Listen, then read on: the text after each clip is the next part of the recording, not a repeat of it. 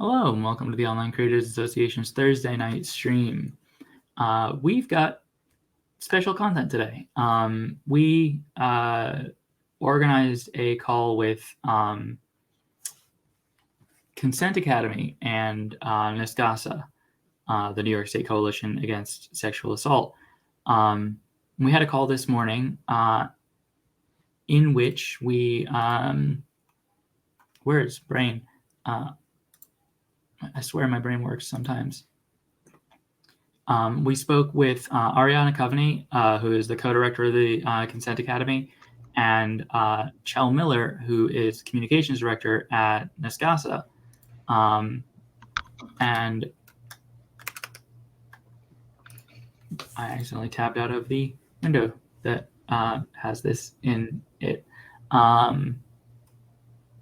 And we had a conversation about consent in online spaces and managing consent in digital environments, and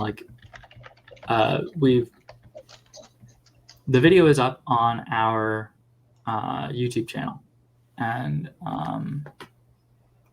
I need to just practice talking before streams more often. Hey, it's Thursday, right?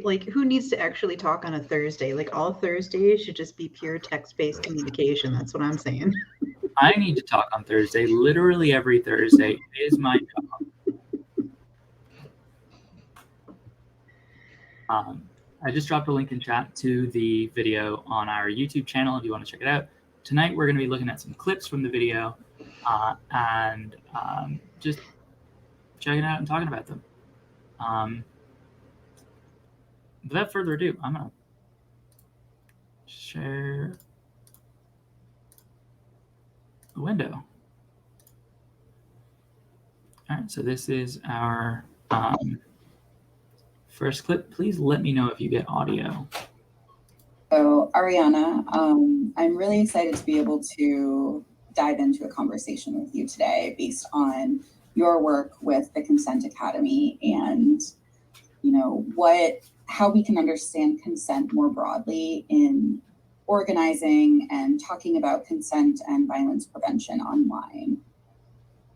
So to really get us started, what is your, and the Consent Academy's approach to understanding and talking about consent? Yeah, this is a good question because I think that when people hear the word consent, usually there's a lot of stuff that comes to mind. Usually they think immediately first about sex, and maybe they think about medical informed consent in the doctor's office, maybe. And they tend to think about it in a sort of negative sense, a scary sense of making a mistake or having something bad happen to you or, ruining the fun. People say that a lot when we want to talk about consent. So at Consent Academy, our model is a risk reduction model. So we don't come in and say, here's how you do consent. This is what consent is.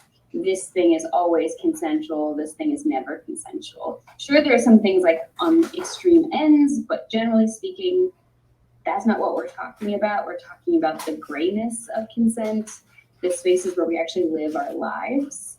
And we talk about different aspects of consent and things that affect it as a way to reduce the risk of violating someone else's consent or having our own consent violated. An example of that would be in Washington State, where Consent Academy is based, technically, legally, you can't give consent if you've had any alcohol. And sure, that I see why they have that law, that makes sense. But if we get, say, people in our classes who are alcoholics or just people who really like to use alcohol, and it's, they and their partner really like to get drunk together and have sex or just kind of do anything, and then we come in and say this is never consensual. Well, that's one, invalidating their whole relationship, and then also why would they listen to us? Why would they then think about consent? So what we instead talk about is the lower your capacity, the higher the risk. It's not to say it's impossible for the consent to be good or valid. It's just much, much riskier. And if both people have increasingly reduced capacity, the risk is going up even higher.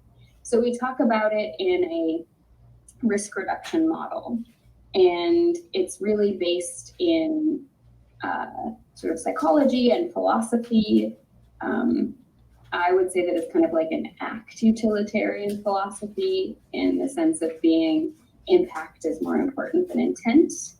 And that's really when consent is not upheld, or when is not valid, we focus instead on the impact rather than the intent. I want to pause there. Arka, do you have any thoughts?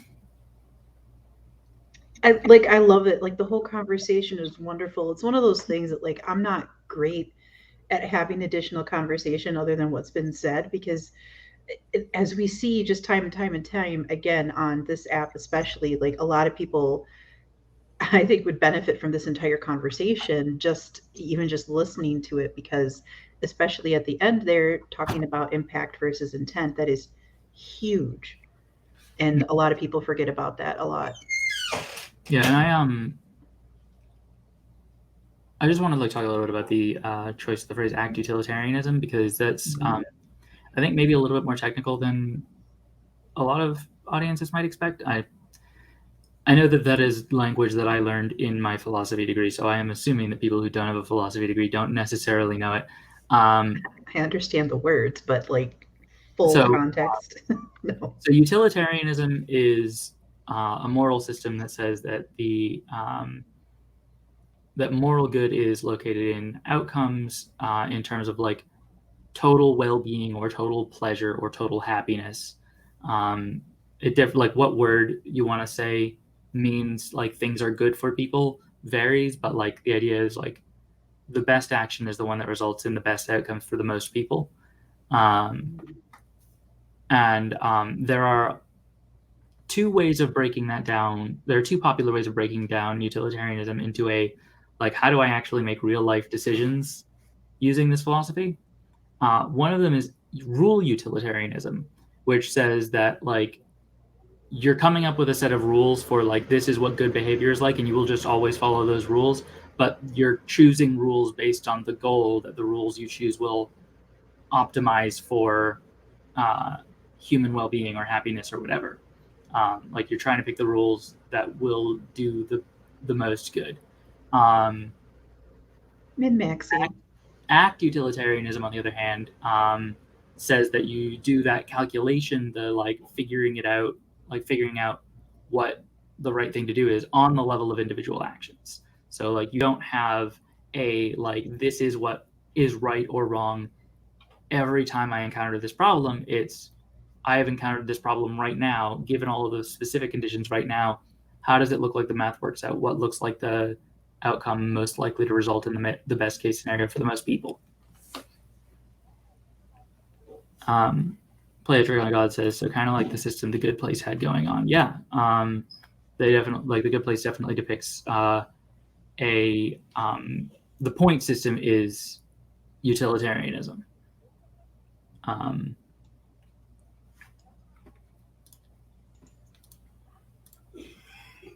Yeah, I think, I played all the way through the next chunk that you had selected out. So, That's quite all right. Yeah, one of the tough things I had wanted to take some time today and like pull clips from that video and just have them to play as video files. So I had like nice, neat clips. I did not have that in me today. First thing this morning, I spilled a bowl of soup on my keyboard and broke it.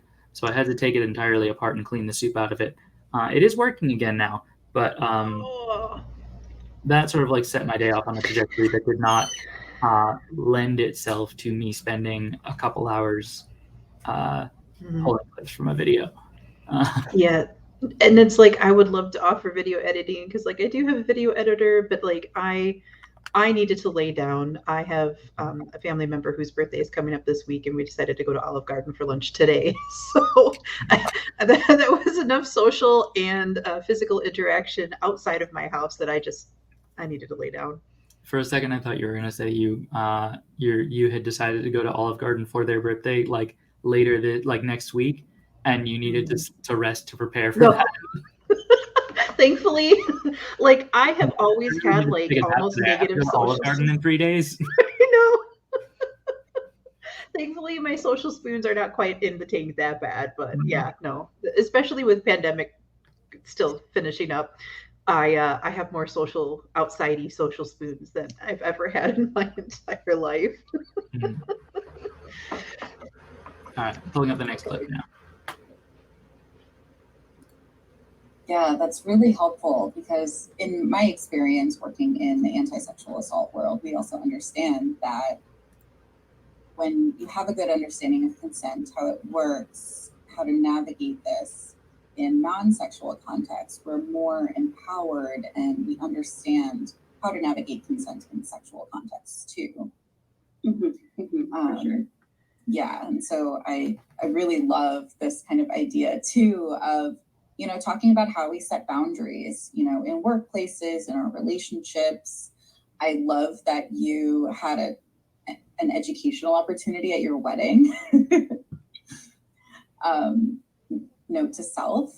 Yeah, my partner and I are big nerds, so we were like, let's have classes that are.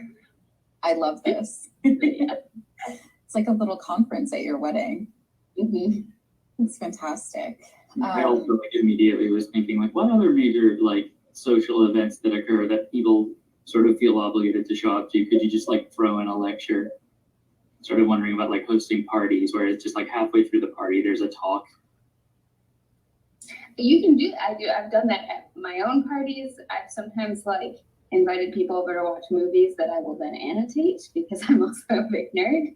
I'm like, let me tell you what Alien is an incredibly feminist film, and like pause to like analyze it. But then also, you know, just having these conversations in promoting this kind of thing in sort of daily life. I mean, people get so scared to talk about these things, and for so many reasons, like even just in our consent basics workshops that before the pandemic, we would always host them at like public libraries in the Seattle area. And people would come there terrified of what we were going to say to them. And sometimes people would then, like what we taught would help have them recontextualizing past experiences. And they would suddenly realize that something was really not consensual. And that would make them feel really stressed out, either that they had violated consent or that their own consent had been violated or a mix of both. And, you know, like people can feel a lot of fear around this, but really normalizing these discussions and making it part of daily life. I mean, I always try to encourage people to have the difficult conversations when they're easy. Don't wait until like it's really stressful to talk about like, you know, boundaries around food at your house with your friends or something. Like just set it up at the beginning and just say like, hey, you know, like you're always free to have, you know, any liquids that you want, but if you see a cake in the fridge, please don't just eat it or something. Don't wait until your friend's already eaten the cake to be like, why did you do that?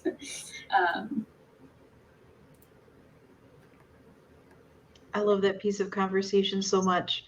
One of the reasons why I love it so much is because, like, again, talking about myself just for a second, like, I was raised Gen X, but now, like, we're kind of shifting to, so I might actually be like in millennial territory instead. Growing up, that was society. Like, if you have the tiniest little critique, it's a critique, it's bad, it's wrong, you're failing at life, everything is horrible, everything's tied together, it's all bad. Now, especially in the past like 15, 20 years, everybody is trying to shift the conversation more to just be like, you know, we can have conversations about all things. And just because a mistake was made, it doesn't mean that that means your whole life is spiraling out of control anymore. This is your chance to take a beat and process and talk to other people and like, let's see where we can go from here. And I think that's so wonderful. This is one of those weird things too, is that I have friends and family who are offline, especially compared to myself, who is chronically online, and I still see that difference between like the generations, like on a daily basis. And I love that, the idea of even like, happy birthday, let's discuss consent. Merry Christmas. Okay, we're going to have another discussion about consent. Thanksgiving. Oh, no, we're not going to talk about consent here. Whoever gets the turkey leg first just gets it.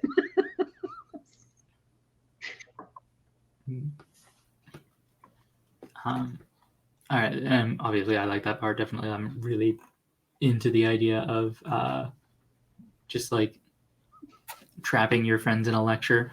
I laughed so hard. I was just kind of like, oh, I know what TX is about to say. I was right. TX is just run every time. Anytime, let's go. All right, this next bit, I think you marked it as being about Ariana's list of 500 blocked keywords. Yes, which that's something I could talk about for hours. Went and found every variation I could of the N-word, including things written in like leet speak, all the different levels of it, or like things meant to trick text to speech, like putting two words together that if you say them out loud it can sound really similar, and that took me a long time, and there's not like a list out there. My current auto blocked term list and sentence list is something like 500 terms, and at some point I'm going to publish that so that other people can take it and use it. But that was a huge investment on my part. I did it before I even started really streaming, because I was like, I don't want to invite people into this space with me and not do my best to make it as, safe as possible, and like not do my due diligence. The other things are like having moderators who, are aware of not only how to moderate, but also like what your community norms and standards are. Like, I'm from the Boston area originally, and I love to swear. So like, I don't block swears on my stream. And we talk a lot about things like pornography and sex positivity. So I don't want to block words that have to do with things like sex acts. But there are other terms that like I do really want to block, or like certain sentences that someone might say that are related, but I'm like, I don't want this energy there. So making sure my moderators really know what we would like and what is okay to discuss, having like on our Discord a section just for our moderators, doing things to also celebrate and support our moderators, because it can often be a pretty invisible and thankless job. And so they deserve a lot of support for that. Sometimes when we have really specific events, like if we're inviting someone on our Sunday streams, which are interview streams, like who is a sex worker, or specifically talking about like disability and sexuality, I like to get more moderators. So I'll like call out to my community, hey, anyone want to moderate just for this weekend's stream? So those were the two things that were really a big deal. I think that's, with online stuff, that's one of the really big risks, is just like the trolls, the sort of like hate raids, the harassment. Some of the other things are like, depending on the city or state you live in, you can preemptively let the local police department know that you're a streamer, so that if someone's trying to SWAT you, they know. But, like my feelings about that are like, why is a SWAT team kind of the default approach to these things, and why is it so easy to call one? And like, just there's so many things there, and I'm glad that swatting has become something that the government's actually starting to take seriously and start to try to make laws around and protect people, but setting that up ahead of time. And then another aspect is like on social media, if I or any of our guests or anybody who like kind of gets big in these spaces, I always recommend that don't ever like post on Facebook or Instagram, Twitter, hey, I'm at this restaurant, isn't it so cute? Because people will show up. Like, if you want to post about it, wait until after you've left, and take the pictures of your food and like with your friends and the beautiful ambiance, and then wait until it's been an hour or so after you've left and then post it. Because even people who were really well-meaning and just excited, it's still kind of surprising, weird, and stressful if people just come up to you and like, I know you from the internet. And I'm like, oh no. So those sorts of things are really big, like making sure people stay safe, trying to create a healthier sort of environment in terms of reducing the risk of mobs and trolls and reduce the toxicity. That's just on, like, honestly, pure safety of things. Yeah. There's a lot of really good safety advice in there. A lot of stuff we've talked about before. And I just particularly love, one of the things that really sticks out to me is the idea of just like how I know a lot of creators like meeting fans, like when fans introduce themselves. It is such a different thing to like run into somebody and then be like, oh, hey, didn't expect to see you here, but I follow your content. And for somebody to say, hey, I saw that you posted you were at this place and so I came here. I don't talk about my past a whole lot, but like I have had that happen. I have lived that experience.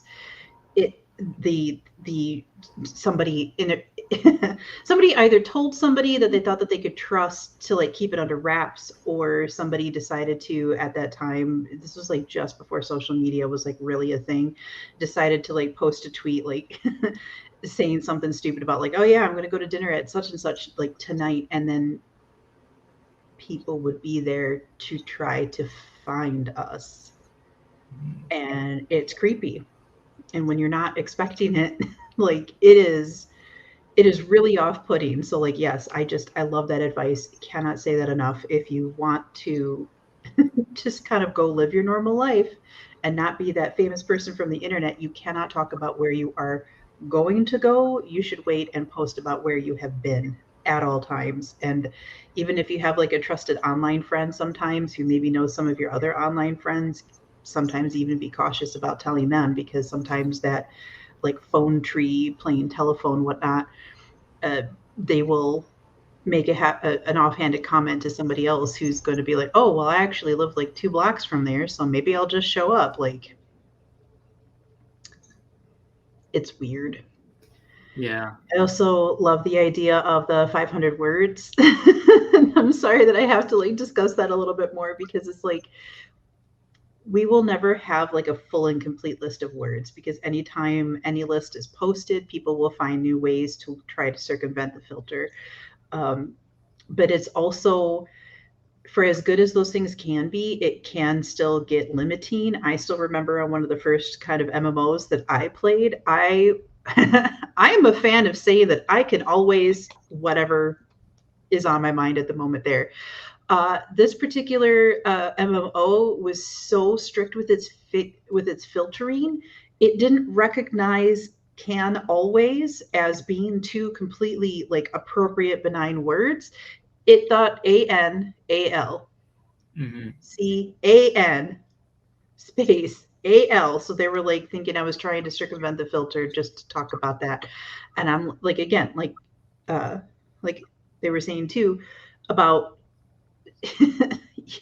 they want to have discussions about like sexuality, all of that good stuff too. They are like myself. I just curse all the time, and I try not to too much on the stream. But like, if you want to try to keep conversation free flowing and not limiting, like there's certain things that you have to be ready to decide. Like, what is it that you absolutely know, like hard boundary no, consent to, and everything else that is like you've got your wiggle room. Like, it is, the internet is wild. Yeah. The other thing I did want to talk a little bit more about the idea of moderating for your specific space, because I think that's another example of the necessity of thinking about things like in terms of the specific actual situations, rather than just coming up with a set of rules. You can't build spaces with like there is no generic template for like this is how you moderate an internet space. Yes. That can coherently work for everyone, because every space is going to be trying to do different things with that space. Every space is going to have things that would be on the massive moderate list that would be like hey, we want to be careful about these things. So like we're going to be discussing these things, so we need to be prepared to like push back on inappropriate treatment of the topic, but not mention of the topic. And then there are things that's just like you don't give a fuck about at all, like language. And then there's things that you just don't want to see under any circumstances. Those are always going to differ depending on the topic of the channel and like the way that a particular environment works. And it's necessary to know how to like have like an actual conversation with your moderators about like what you want your space to be and what you want to be permitted in your space. And then yes to all of that. And then how is that, how knowing that, how that might change on when, like, if you, as you grow, whatever it is that you do. Cause like, for example, like I do still do moderating on Reddit. The smallest sub that I help moderate is about 500 people, and the largest one is 20 million. You do not approach those two spaces the same way. You do not, like, conversation aside, like what is allowed in those spaces, the way that you have everything set up from the very core all the way up to like we have to nitpick certain topics that are reported here, there, you know, like in between. Outside of volume, trying to find that right balance. And if you go a little bit too far on the strict side, or if you're a little bit too far on the let's just keep it comfortable, casual side, there you will never have everybody happy all at once. And again, that trying to stay focused on what are you, the curator of this space, are most comfortable with. That is a huge component of everything. And I think people kind of forget that a lot too, honestly.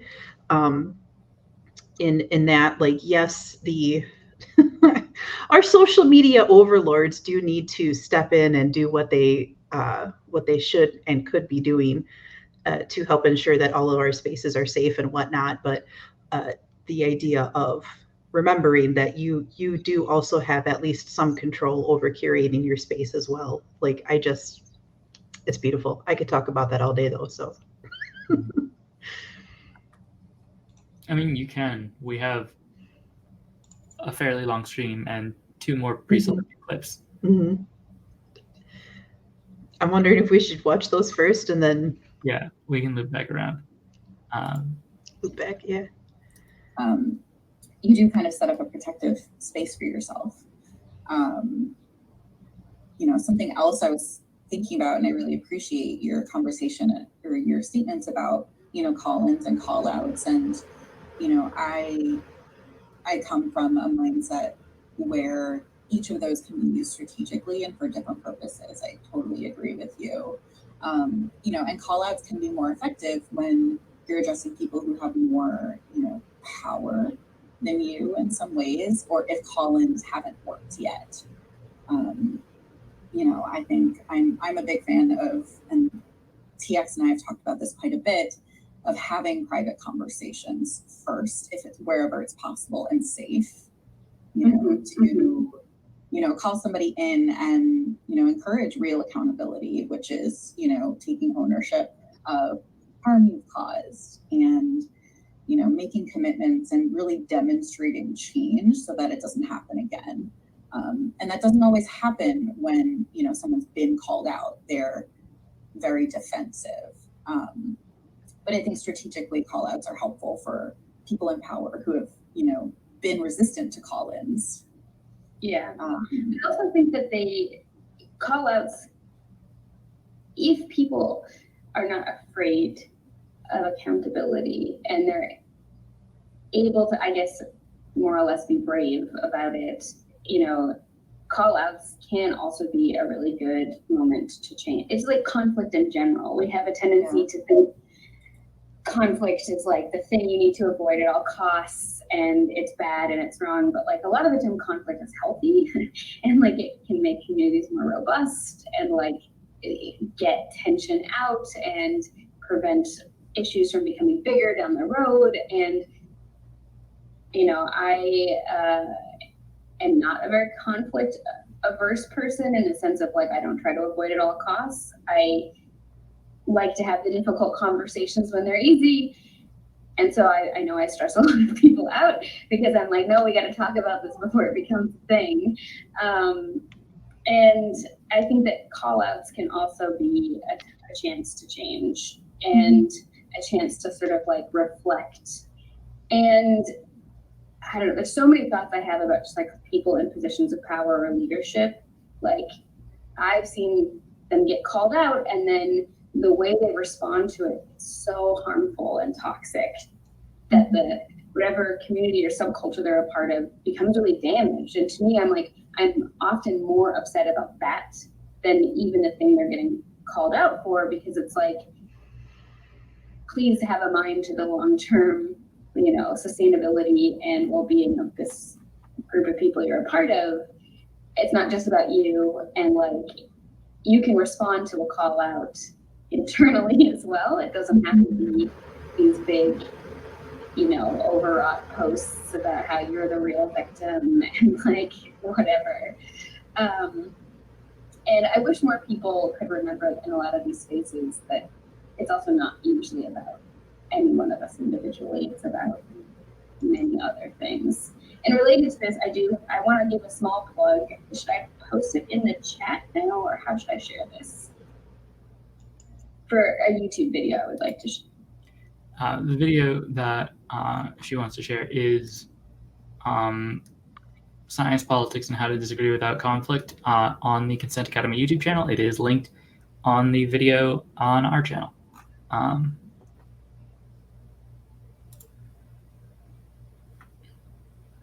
But yeah. Yeah. Again, that's also just like,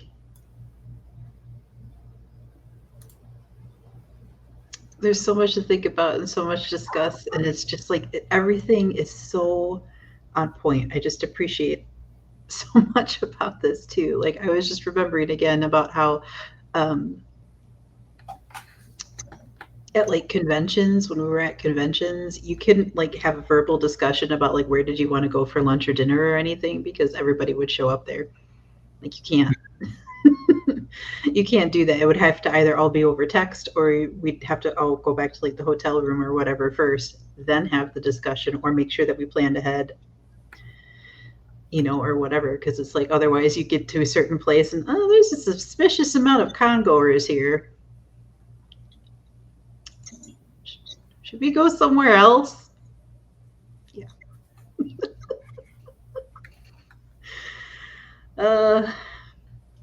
But yes, I also love that there's been so many conversations about that recently too, about like call outs versus call-ins, and like trying to just talk to people more. I feel like that was what that was about. I'm having one of those moments where I just I lost the plot again. Mm-hmm. Sorry. Yeah, I mean, Jill mentioned that they and I have had like conversations about this before. Like one of the things we talk about a lot is that when you have a conversation in public, the conversation becomes not about the people participating in it, it becomes about the audience. Like if you're having a conversation in public, then this is not you trying to persuade the person you're talking to. This is you and the person you're talking to competing to persuade the people watching. It is like there are deep cultural and psychological reasons that humans do not want to change their mind in front of other people.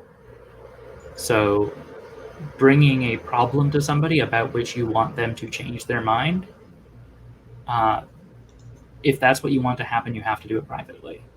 And like the escalation to public is not something you do for their benefit. It's something you do after you've given up on them and are just trying to protect the people they might otherwise harm. Mm-hmm.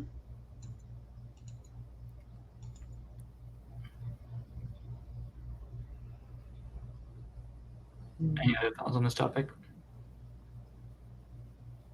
Sorry? Any other thoughts before we move on to the next clip? Probably not right now. No, because like again, otherwise the only other thoughts that I have are like, again, I don't really want to call it gossip, but again, just recent events that I have witnessed, on the app that other people might be like aware of. Yeah, let's not get into naming particular people. Yeah. Behaviors. I know in a lot of social media spaces, media, very high profile cases of like sexual abuse, domestic violence, in particular, the defamation suit against Amber Heard recently. That's something that's been occupying a lot of our feeds. And, as a survivor myself, have been really impacted by it. But we've seen a lot of,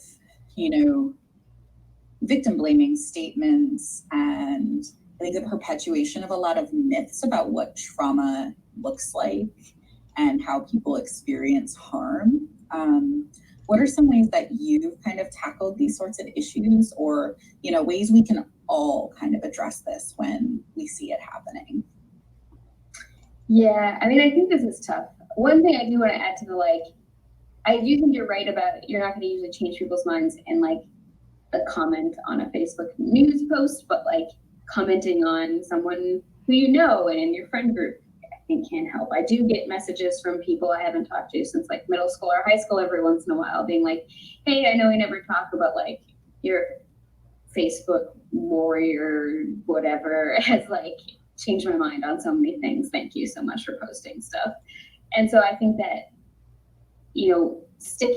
this gives a good principle, which is like, even online, keeping the conversations more with people you actually have connections with tends to be more effective.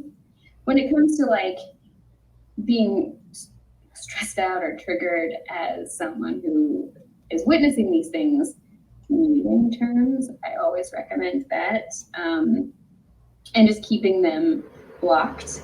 I also usually recommend that if you want to post about things, try not to do the like, I'm going to write the word except change one letter to a star, because that makes it harder for the people who do have the word muted, because then the tool is not going to usually pick that up and then they see it. So I know it's like people trying to help, but it can kind of undo that. I usually like to always do content notices. I don't always remember to do it immediately.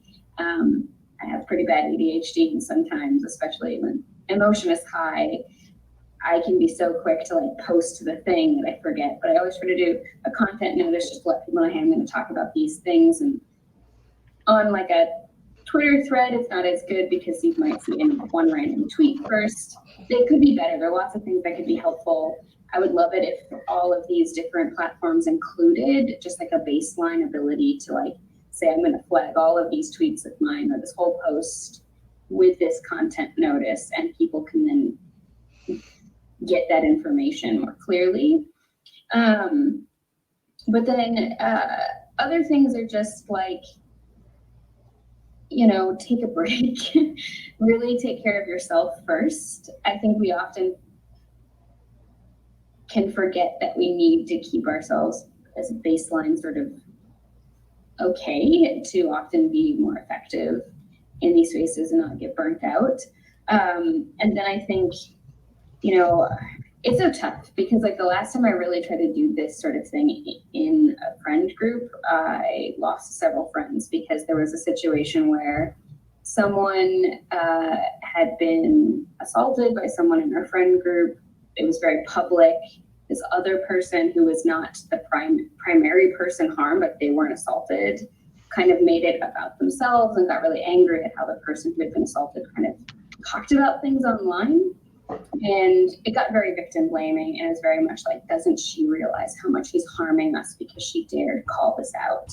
And like, it got very, very toxic. And I tried to talk about, hey, this is victim blaming and shaming, and like victim blaming and shaming are also different things. And like shaming the person for the reaction to harm they've experienced, or saying that they're responsible for like the fallout or something, is like really not healthy. And also like there are layers to harm, right? Like we're not all the protagonists of the story of every harm. And like I tried really hard to like be part of this conversation that got very, very toxic very quickly, and it just resulted in like a complete mess. And so one of those things where if you want to intercede in these spaces, proceed with caution, because sometimes people can get really upset about it if you try to keep it at the sort of local levels. Because people like to talk about these issues often in the abstract, but not our role in these things. It's similar to things like talking about racism. People want to talk about it in the very hyper individual or the universal level, but never the collective level, never looking at like collective responsibility or anything like that. People get very uncomfortable with those conversations. And then anything that could actually be personal, people tend to also get really stressed out by it. And I even tried calling these people in and talking individually, and it got worse. So I don't necessarily have like a good, like, here's what to do. It's more like I've tried a lot, and some things have worked sometimes and not worked other times. And, you know, the one other thing I would say to that is what makes it so I don't feel super disheartened by that is remembering it's not about me, and it's also, I'm not alone in this. Even if I felt alone in that particular situation, there are like tens of thousands of other people who are doing the same kind of work I'm doing and trying to push these things and trying to create change at local and larger levels. And so if I have one bad experience in these spaces, it doesn't mean everything's for naught. It's like, okay, this one situation didn't work out, but everything's going to be okay in the broader context.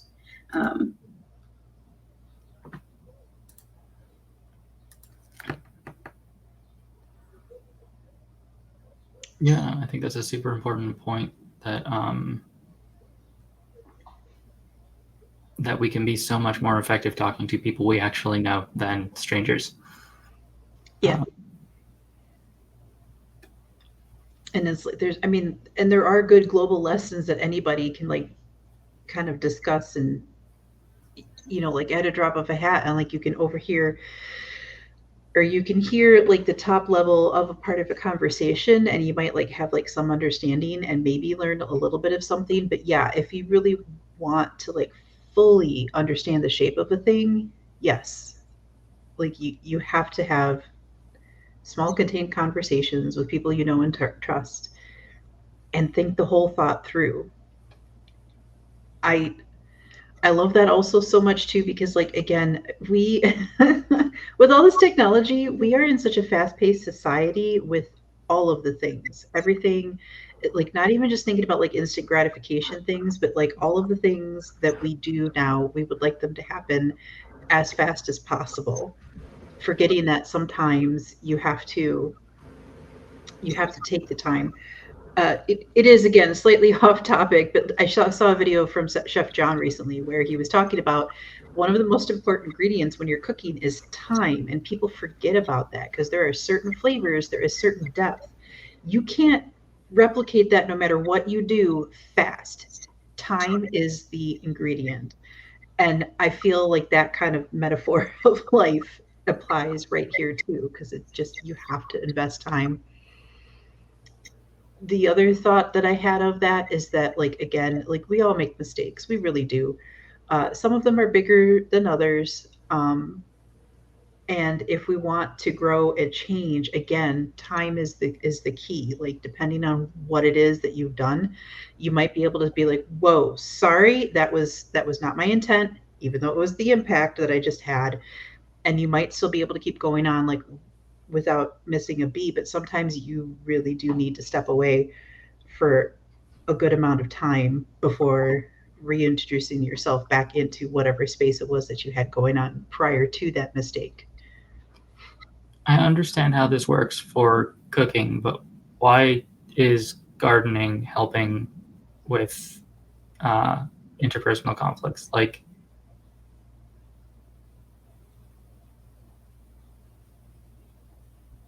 did that not work? You just broke my brain one more time. I mean, you're suggesting that, like, to deal with interpersonal conflicts, you need to go and get thyme, like the herb. Oh, shut up. God, some days.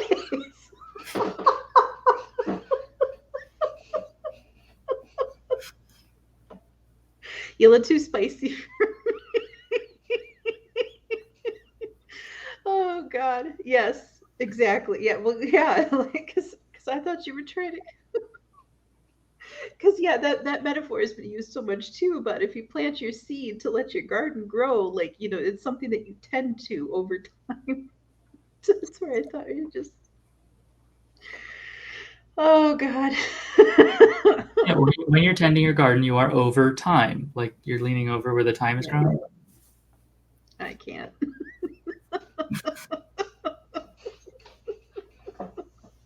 You want to share that B joke that you got right before the stream? I'm sorry. Do you want to share that B joke you got right before the stream? Oh my God. So a person somebody decided to get some bees and they're supposed to get 12 and they look in the bag and they see that there's 13. Yeah, it's a free bee.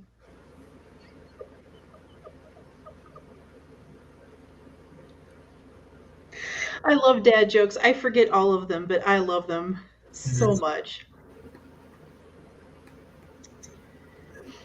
My sister is also really good at them. So I keep feeding her every single one that I come across on. So much so that the algorithm has realized that if it sends me a dad joke, I will be sending it to my sister. Mhm.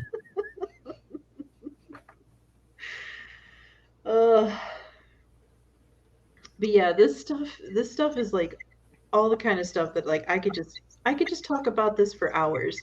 The fact also that like this is one of those that, as far as my personal experience goes, to talk about like uh, social media interactions versus in-person interactions, and then what type of interactions that they are in the realm of how each of those relates to consenting to things or about things or for people and by with people and whatnot. That really blew my mind. Mhm. And I love that so much. When does a joke become a dad joke? When it's a parent.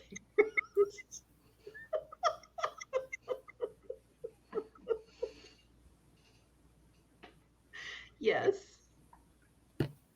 Oh my God. All right, I'm going to drop the link to this conversation again in chat. I strongly recommend checking it out. We covered maybe like a third of it tops. There's a lot more good stuff in there.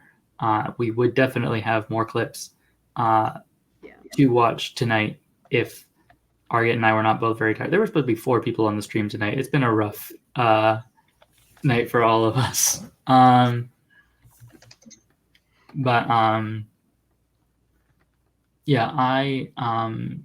do you have anything else you want to talk about before we wrap up? I think I'm gonna pretty much call it here. So again, yeah, no, I think we're about good for the day.